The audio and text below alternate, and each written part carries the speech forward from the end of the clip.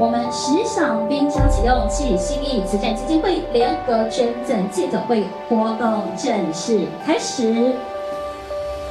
那我们时享冰箱跟联合国的永续发展的目标其实是息息相关的。简单来讲，时享冰箱就是提供一个食物的共享平台，它不仅可以解决消除贫穷，还有解决。3、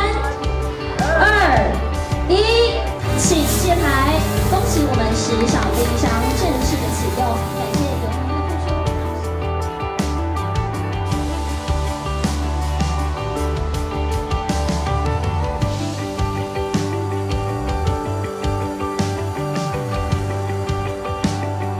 那么今天特别谢谢我们新义基金会在这边能够继续来支持，让我们这个时享冰箱的计划能够继续进一步的扩大，真的是非常非常有帮助。尤其结合了这个家乐福，结合了富邦，真的是非常非常有帮助。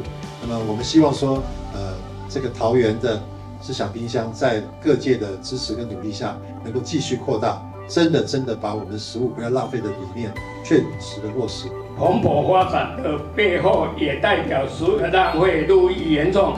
我们认为，深耕社区才是解决食物浪费的关键，让每一个民众都是拯救地球的尖兵。因为我们没有办法阻止台湾未来可能面对到什么样的重大灾难，我们要做的是建立一个很重要的韧性系统。韧性系统是什么？不是系统，是什么？是人。所以，当我们社区每个人都认识，当有问题的时候，我们就会成为支柱。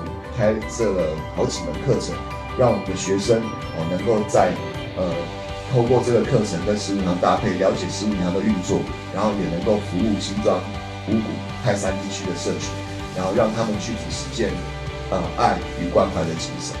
我们新义慈善基金会跟社会的结合在结合当中，我们不离家庭，不离社会，能够共同来成就整个社会能够乐利安和。